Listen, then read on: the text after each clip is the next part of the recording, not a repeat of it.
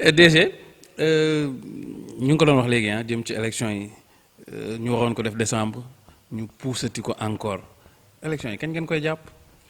waaw élection yi dafa naa ne dialogue national bi ci la parti yi jubo ne dañ koy repousser gis naa sax ay parti yu bokkul ci dialogue bi di bañ mooy li ma wax sànq balaa nga ne naam da nga fay ne ndax président ba mu wootee dialogue nag franchement ñoom ñëpp waroon nañ dem wuy ji ci dialogue ba la ñuy wax ñu wax ko fañ ko war a waxee mais parti yi nag ci dialogue bi waxtaan ba juboo ci benn affaire pour repousser ko ñàkkul arrangé na ñëpp ñàkkul man loolu laa jàpp te ñoom jàpp nañ ne am na réforme yu ñu war a dugal ci code bi yoo xamante ne délai bi du ko maye ndax tey jii ñaar moo amoon dem élection en décembre sans changer les textes parce que 6 mois avant les élections mënatoo changer benn texte wala juboo ci toxal teg élection yi le temps que de changer les textes parti yi juboo nañ ci boobu te je pense que solution de sagesse la puusaat élection yi am agenda bu leer pour discuter ci yenn points yi nga xamante ne mën nañ ci juboo affaire yi gën a yomb man daal jàpp naa ne c'est une solution très sage te même ñii di wax naan sax d'accord uñ ci sax xam naa jour bañ ne report ñoom ñoo njëkk a dóor pooj parce que waaye ñu ci bëri ci ñoom pareeguñu woon dañuy wax rek. DG seen dialogue bi. ngeen ni dialogue bi moom kenn déggatu leen de dialogue bi daa mel ni morne. non gars yi ngi dialogue au niveau des commissions ñu ngi dialogue tey jii au niveau des commissions les gens ñu ngi liggéey ñu ngi tëral nañ seen i TDR pour l'essentiel ba fixé nañu ay agenda de dialogue donc xam nga dialogue bi ñu bëri dañ defoon ne dialogue politique rek la mais dialogue inclusif la sujet yëpp lañ ciy waxtaanee pourquoi ñuy dialoguer parce que président Macky Sall li mu jàpp mooy am na décision yoo xamante ne dañ ko war a stabiliser ba ëllëg parti bu mënti jël pouvoir doo ci dellu si loolu mooy defar réew gis nga dëkk am na moment boo fa tolloo da ngay juboo ci yenn affaires yoo xamante ne boo xasee ba juboo ci nga verrouiller ko pour l'avenir nga légiférer ci mu jeex. da ngeen a nax gars yi gagné élection yi doog a woote dialogue. non mais gars yi élection yi nag sénégalais yi ñoo ñu fal bon nañ tourner page boobu ndax comme ni ma koy waxee gars yi boo fàttalikoo da ngay soxor ñenn ñi bon mais nañ fàtte nañ tourner la page électorale ñu xool ci kanam ndax président ba mu faloo la fàtte élection yi. pourquoi parce que président Macky Sall la mu yéene Sénégal te mu wax ko jëfe ko je pense que dafa leer quoi jaratul ñuy dellu ci ay di waxu élection yoo xamante ne mu ngi sunu ginnaaw ndax xam nga ku dem élection vraiment am 58% jëm kaw ñeneen ñëpp am 42% écart de voix entre moom ak ñeneen ñi jege 800 000 voix maanaam ñeneen ñëpp boo dajalee li ñu am moom nga jël li mu am 750 et quelques mille jëm 800 000 voix la donc yooyu y a pas photo jarul sax wax ju bëri parce que li ma jàpp rek mooy dialogue bi mu indi na ci nit ñi waxtaane ndax c'est des points yoo xamante ne c'est important 1978 chinois yi dañu toog def conclave tëju ne fan lañ jëm système communiste bi ñu am est-ce que baax na nan lañ koy améliorer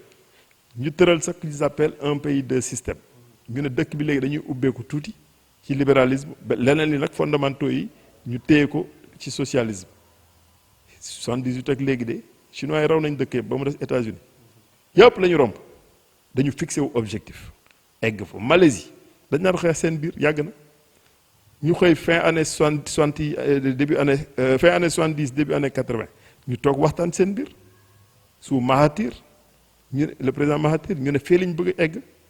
pour ñu egg fa il faut que lii ñu juboo ci ay charte après ñu liggéey ci en 20 ans Malaisie nekk dragon ba nekk un pays émergent ba tey ji boo demee Malaisie y a pas de chômeur ku chômeur yow la neex c'est ça njëriñu dialogue foofu la nekk Sénégal ñu ngi jëm ci pétrole ak gaz ñu ngi nekk dans un environnement sous-régional boo xamante ne insécurité am na ci dëkk yi ñu wër ñu ngi jëm ci war a juboo sur le système de l'éducation et de la formation war a changer radicalement le système pour gën a jàngal xale yi ay métiers et non bañ la def seen bopp yi rek ay xam-xam mais jàngale leen métier ñu ngi jëm ci changement yoo xamante ne ay changements fondamentaux la ci segment yu bëri ci sunu koom-koom waaw buñ ci teelul juboo lu muy tekki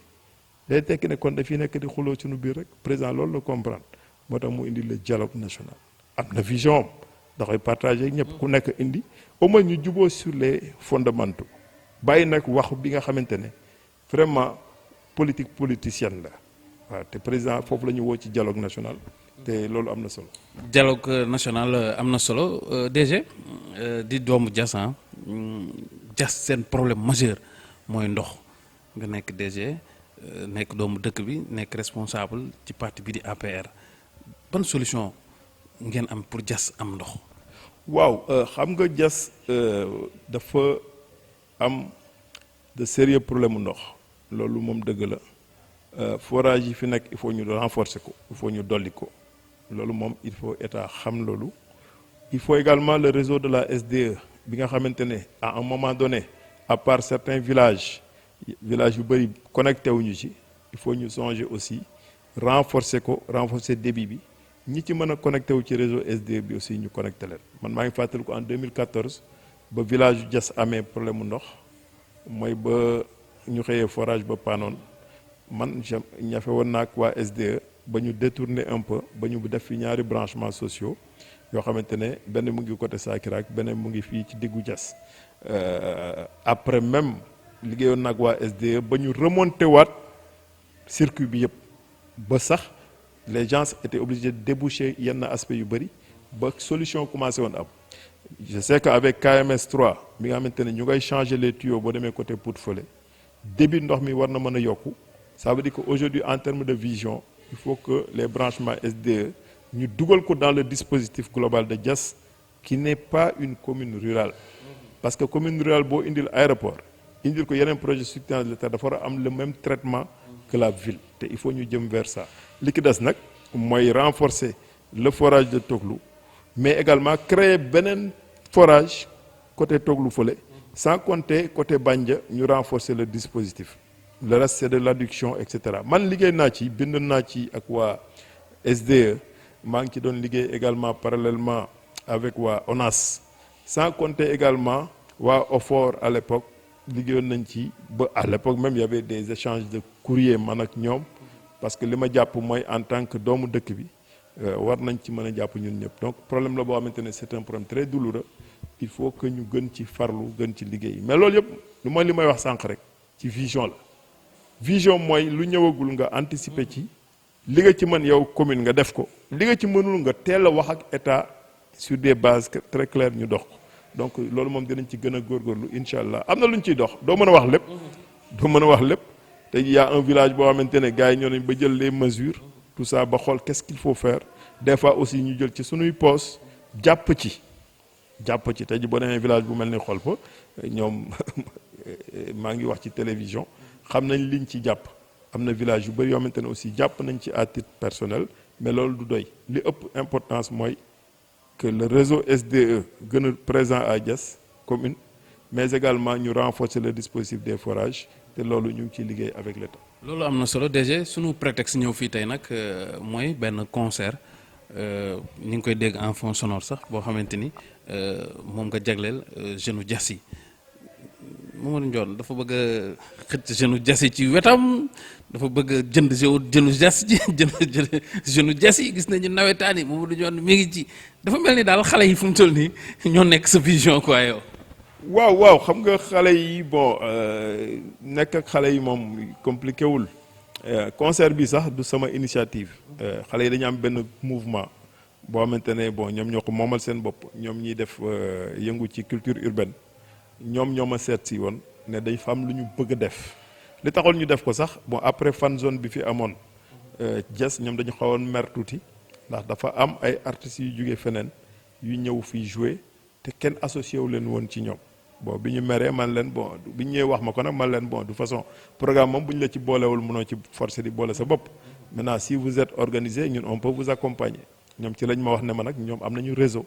boo xamante ne dañuy yëngu ci culture urbaine ñu ne leen dinañ leen accompagner donc parce que xam nga waxuma sax rap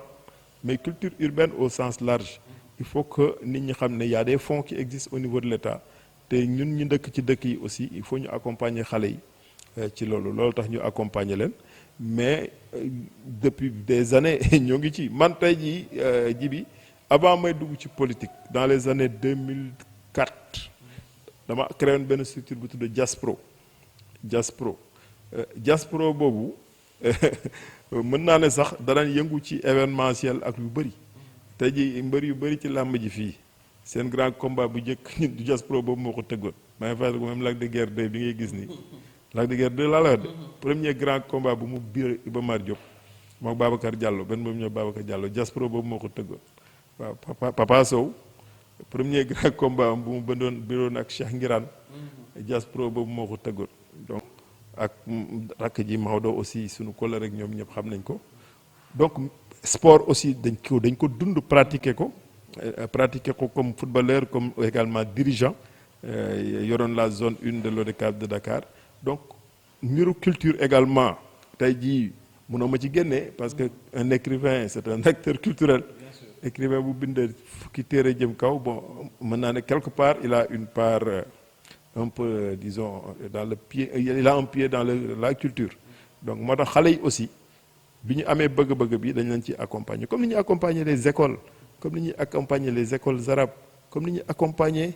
les ASC les groupements de femmes keroog def nañ fi benn ñu ngi leen di clusteriser actuellement ñu ngi liggéey ak ñoom sur des trucs structurants yoo xamante ne demain pour gën leen permettre ñoom la ñuy liggéey ñu gën leen ci accompagner donc femmes yi def transformation keroog gis naa ay femmes yu transformer ay produits à Gandoul on les a accompagnés Benteñe on a accompagné des femmes yuy liggéey ci saabu liggéey ci defar li defar lële xam nga ñun dañuy jëf ñun duñ fi nekk di wax jibi loolu moo ñu wutee gars yi ñun dañuy jëf nit ñi gis le GIE de Dagg ban koy yóbbu ci foire yi di ko yóbbu salon de l'agriculture de Paris muy exposé di ko yóbbu salon de l'agriculture ñu koy def un peu partout donc loolu c'est du concret c'est-à-dire que booy jàppale une structure da nga koy fekk fa muy liggéey nga jàppale ko tey ji on a formalisé beaucoup de structures dans la localité et même dans la région et même au niveau national am nañu ay vision boo xamante ne il faut que li ma tuddee souvent la formation la formalisation et le financement les 3F ñu accentué wu ci dans le cadre de l'économie sociale et solidaire donc du jeunes yi rek ñëpp la ñuy jàppale ñu lépp lu ñuy def ce matin ñu ngi jógee Kirène def benn action ci mosquée donc politique homme politique ci noonu ngay liggéey da ngay jàpp ci lu bëri da ngay jàpp ci social jàpp ci sport te xale yi li ñuy def ni aussi seen yëg-yëg la il faut ñu jàppale leen ci te moo tax ñu jàppale leen ci te ma wax la leen man déglu naa ay rappeurs yu dëkk Diass ils n'ont rien à envier aux rappeurs de Dakar wala feneen man am na xale yoo xamante ne boo déglu woon seen musique da nga naan xale yi c'est des génies leen di manquer peut-être mooy un accompagnement et un encadrement jàppale leen ba ñu décoller loolu lañ ci jublu bu ñu décoller aussi mu am ay effets secondaires en termes de retombées pour la localité. loolu am na solo dinañu suivre ak sunu mbokk téléspectateurs yi ci kanam tuuti rek concert bi nga xamante ni moo ngi am fii ci Diass dinañ leen ci may ngeen mën ko seetaan ci Mbour TV DG lan ngay wax waa Diass looy tàggoo. waaw li may tàggoo waa Diass rek mooy di leen gërëm di leen sant di leen wax ne lii ñuy def nii dañ koy def parce que jàpp nañ ne sunu devoir la dañ koy def aussi en toute humilité jiital ci gëm yàlla jàpp ne aussi jaam da ngay sabablu li ci des yàlla moo koy dogal moo tax man politique dama koy def avec joie li may def nii samay biir mbokk laa koy defee du ma ci xuloo kenn du ma ci xas kenn du ma ci fexeel kenn li ma ci def dama koy def parce que gëm naa ne aussi tool la boo xamante ne rek ku ne xaj nga ci ak ay yéene yu daje man ma am yéene comme ni ñeneen ñi amee yéene sànq damay waxtaan ak benn waaye ma ne ko boo leen gisee ku nu gën aussi jël leen ngeen samp ko loolu dara nekku ci en tout dañ koy wax aussi avec une bonne philosophie parce que li ma jàpp mooy on ne peut pas vouloir le bonheur des gens à leur place ñun li ñu bëgg dañ koy wax jëfe ko di jàpp ne nit ñi war nañ rafet njort ci sunu sincérité loolu rek la mais c'est pas notre métier politique de sunu métier dañu am métier exercer ko je suis économiste jàngale naa plus de 10 ans à l'école des douanes en dehors de mes heures de travail dama daan wàcc ba pare dem joxe fa ay cours ak dans d'autres écoles ma travaille dans une multinationale pendant plus de 25 ans nekkoon fa tour à tour chef service terminal nekkoon fa chargé de la recherche du développement et de la stratégie travaille à l'international avec des missions précises de redressement même de certains pays n'est-ce pas au plan logistique portuaire n'est-ce pas xam lu bëri ci activité maritime ak portuaire tey jii je peux même me prévaloir de la casquette d'expert maritime parce que liggéey naa ci plus de 25 ans pour wax ne dañu am métier donc politique bi danañ ko def parce que jàpp nañ ne boo jàppee ne lii lu baax la def ko boo ko defulee aussi doo toog ci taatu garab yi rek di critiquer ñi nga xamante ne jàpp nga ne mënuñu doxal affaire yi waaw tey man jàpp naa ne même nos adversaires bu ñu xamoon li ñu yéene dëkk bi ñoom ñooy nekk suñuy directeur de campagne loolu moom gëm naa ko nos propres adversaires bu ñu xamoon li ñu yéene dëkk bi ñoom ñooy nekk suñuy directeur de campagne waaw. loolu am na solo. jërëjëf mbokku téléspectateurs yi seetaan Mbour TV le candidat idéal de Diass mi ngi nii moom mooy Mamadou Ndione pour mairie bu Diass du li mu toog fii moo tax ma koy wax mais dañ ko yàgg a suivre ci Diass ci ay réalisations. mu néew loolu li muy wax bëri li muy jëf loolu tamit doon na loo xamante ni dafa am solo di yëngatu ci wàllum social nit ñi xam ko weeru koor bi gis nga lim fi def ay tonni vivre la dugal ci fi nga xamante ni moom mooy Diass jox ko askan wi ñi nga xamante ni mi ngi leen di dimbali ci poosam ci lu nit ñi yëgul loolu tamit am na solo ci biir dëkk nekk ci dëkk def ci dëkk bi da ciy doon loo xamante ni lu ci am solo te ku am problème que mu nekk ci campam wala mu nekk ci beneen campam da ciy jàpp. ak lim mën ci poosam donc mu nekk candidat boo xamante ni candidat l'idéal la pour Diass di wax rek waa Diass nañu bokk ndey bokk baay nekk ci ginnaaw ki nga xamante ni moom mooy Mamadou Ndione ngir nag destiné dëkk bi ndax li mu yéene dëkk bi ak fi nga xamante ni fa la bëgg a yóbbu dëkk bi di Diass monsieur Ndione ñu ngi lay gërëm bu baax a baax ci sa disponibilité tamit à chaque fois que Mbour TV soxla la vraiment pour interview wala entretien da ñu koy yombalal te tamit activité boo am ci Diass da ñu ciy woo loolu tamit vraiment ñu ngi la ciy remercier ci confiance bi nga xamante ni am nga ko ci Mbour TV di la encourager di la ñaanal tamit li nga xamante ni moom nga mbébét sumb ko yàlla sottal la ko mais politique metti na de. metti na lool waaye nag lu yomb baaxul waaw loo gis il faut mu metti ma lay gërëm di la sant Djibi parce que yow acteur de développement nga dans le département xeebuloo kenn ñëpp ngay teewal et puis ñëpp ngay jox ñu wax li nekk ci ñoom di la gërëm di la sant ndax yàgg ngeen ñu suivre wax nga ko village bu ne dugal naa la fa Diass yow ak toute la presse de Mbour ñuy def ay débat def ay action d'animation ndax loolu yëpp li ma ci jublu rek mooy vous êtes les historiens du temps présent yéen lépp loolu leen wax ngeen fekkee ko suba acteur politique dina egg benn niveau sax yéen ngeen ne kii kat xam nañ jaar-jaaram am nañ ci moom njort bu rafet njort bi ngeen am ci ñun yàlla na ko yàlla matal ndax lépp yàlla la rek jàmbaar amul yàlla moo jàppale moo am waaye yàlla nu yàlla jàppale la aussi jàppale képp ku yëngu pour askan ndax askan rek am solo yëngu pour askan dafa am importance te ñun li ñuy def nii wax naa ko dañ koy def pour Diass commune dañ koy def pour Sénégal dañ koy def aussi pour sunu bopp parce que dañ jàpp ne jaamu yàlla la waaw l'homme ne vit pas que de pain et d'eau nit da ngay dund idéal bi nga jàpp ne mooy sa idéal nga dox ko man loolu laa jàpp moo tax ba li ki des nag ñu bàyyi ko ci loxo yàlla parce que jaam aussi doo ñëw ne yàlla da nga may par force voilà da ngay ñaan après nga def nag sa kéem kattan voilà pour am voilà boo ñëwee baax na bu ñëwul baax na te ñun rafet nañ ci njort ndax waa Diass ñi ñu jox 4154 parrains ci bi ñuy xëccoo parrainage bi passé ci diggante bi beaucoup d'eau a coulé sous les ponts mooy lan ci diggante bi am ñeneen ñu ñëw ànd ak ñun renforcer ñu li ki des nag defe naa ne dina gën a yomb te incha allahu duñ ci deñ nag képp ku àndul ak ñun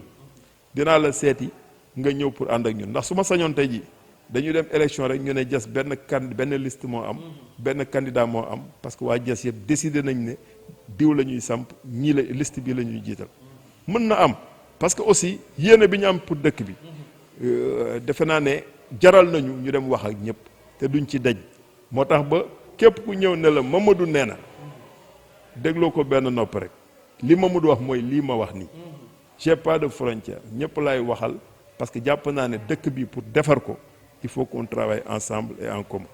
mais à condition de partager nag les mêmes valeurs en termes de vision politique te loolu laa jàpp. jërëjëf mbokk téléspectateur jërëjëf li mi nga xamante ni nag moom moo nekkoon ci wàllum caméra bi ak lumière bi di sant ñëpp di gërëm ñëpp di leen jox dox rek ci kanam tuuti ci concert bi nga xamante ni moom moo am fii ci Diass ak jeunes yi